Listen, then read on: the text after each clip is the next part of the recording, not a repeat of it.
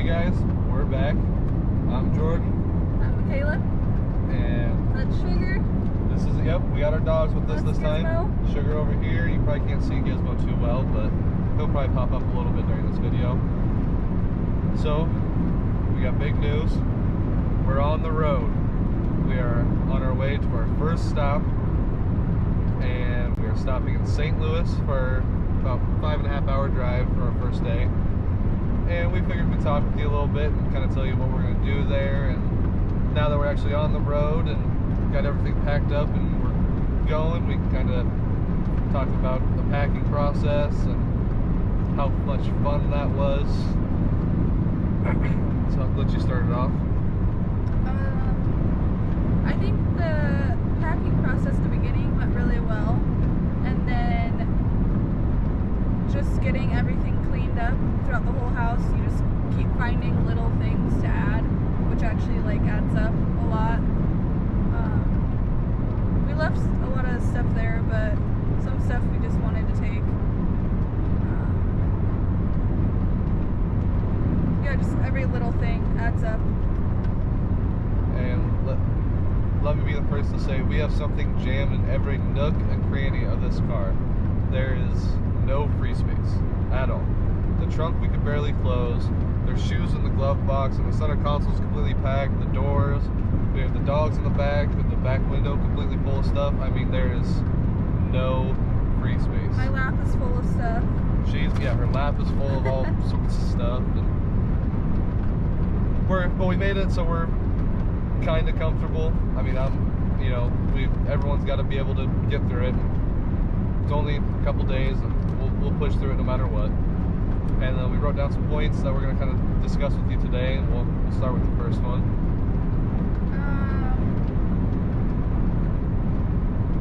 Well, we already said where we're going and how long we're driving. How much for our hotel? So our first night, I kind of started looking up some hotels in a nicer area where it looks like it's going to be about $97 that allows dogs, and that's not including dog fees and all the extra fees. So I'm guessing probably about $120 to $140 tonight is my guess. And I'm not sure what the amenities are. I'm not sure if we're going to stick with that hotel, the one I looked up that we're going to right now. But as of right now, that is the one we're going to drive to, see how it is, and see the area. And I would like to add that a lot of people that we're close with have been very supportive and generous, and we did not expect anyone to reach out and give us things, but a lot of people have given us money towards this to help us on the way down. We have had endless support in this, and it's been very great, very generous, and everyone that has helped us out and just talked with us, been with us, has been nothing but amazing. I mean, every penny, nickel, dime, everything helps. Whether or even just stopping and saying goodbye. I mean, that was a hard one. Getting to the point where we actually have to tell people bye, and it's still kind of weird thinking about sitting here that this isn't just a vacation. Like, we're not coming back for a while. Yeah, just saying goodbyes. I think so. We had a little get together at our place a couple days ago with all of our friends and our closer friends, and just a going away party essentially. And we were just kind of sitting talking with everybody. I grilled for everybody, and then as everyone left, you give them a hug and say bye. And it's weird because we don't know when the next time we'll see them, and for some, unfortunately, if we ever see them again, time will tell. I don't want to lose connections with everybody, but with a move like this, things are bound to happen where people will lose touch. Not only myself, but with them too. It's just how it goes. There's certain things you got to come to accept. I would say I don't find it hard to say goodbye because nothing really hits me until a while after. Yep. Especially since we're not there yet, it just doesn't seem like reality yet. Right. I'm sure it won't until a couple weeks or a couple months even. Yeah, and from what I've kind of read and heard from other people and kind of listened to other people's stories about doing a move like this, one of the hardest things about moving isn't the money, it's not the jobs, it's not the move itself, it's homesickness. And they say typically after about a year's time, you kind of subside from that if you experience it. I mean, I'm sure everyone will to an extent. I mean, our friends, our family, all her family for the most part moved up to North Dakota, so it's a little easier on her in that aspect. All my family we've all been kind of raised up in Iowa, and all my family was very close to one area. I'm kind of the first one to venture off in this kind of a way, and saying goodbye was pretty hard. It wasn't the easiest thing. Harder than you thought. I did think it was going to be easy, but then last night when I went to go see my mom and my little sister and said our goodbyes and see you laters and all this and that, it was a lot harder to actually walk away from that than I expected. And I mean, our friends, like this morning, we had people stop by right before we left. We had a group of people over, and we all just kind of hung out for the last 20 minutes, and that was really nice. It was nice, and they stood there and watched us drive away, and that was kind of weird too, because it's just we don't know when the next time we'll see them is. It's just a crazy. It's hard to process, and we've only been gone for barely over 3 hours now, and it's just my mind's going crazy thinking about that. Like, this isn't a vacation. This is way bigger. You were gonna say something? Oh, I was gonna say, I would say that not a lot, but my family and close friends travel a lot, so I think for them to go to Florida, it wouldn't be that big of a deal, but I feel like a lot of your family and friends aren't as big as travelers. Right. So it is a big deal if they were to come and visit us. Right. So. Go to the next point.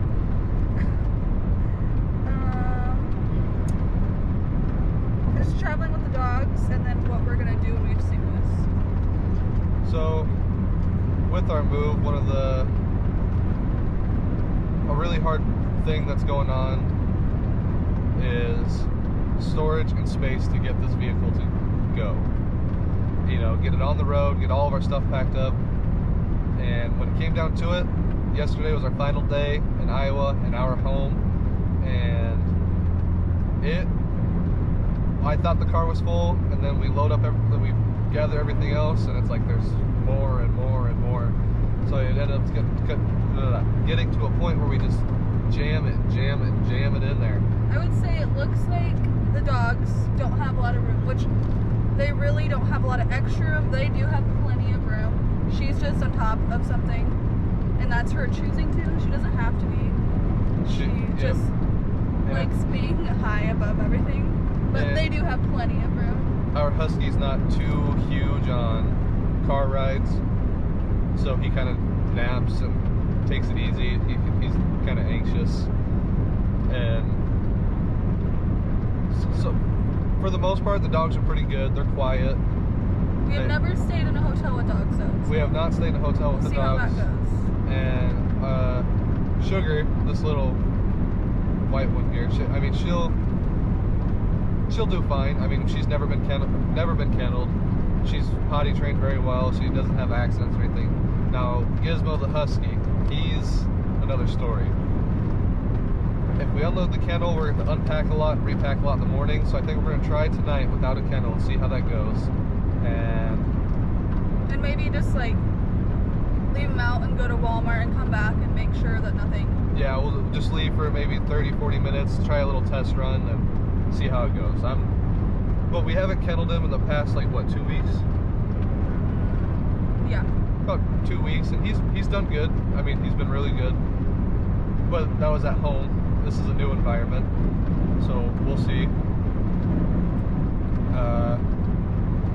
But if we didn't have the dogs, I will say we could have easily packed everything, and it would have made things 100. Not that I ever didn't want to bring the dogs, but I mean, if you're moving, definitely take that into consideration. Maybe possibly, I don't know how you transport dogs other than flying them, and I don't even know how you go about that. But this was our easiest option, our best option.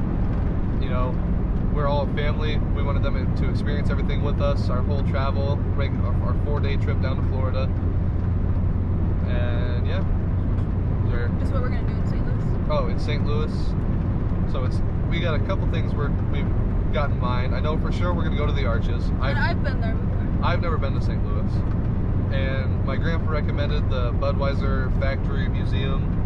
I think that'd be pretty cool. We do like to drink. We like our alcohol. That's for sure.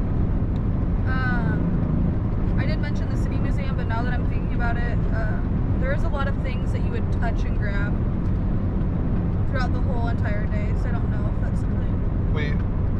With COVID, probably. I mean, we might have to hold off on certain things I've like that. heard really great things about it, but honestly, I think it's better if we not do that one.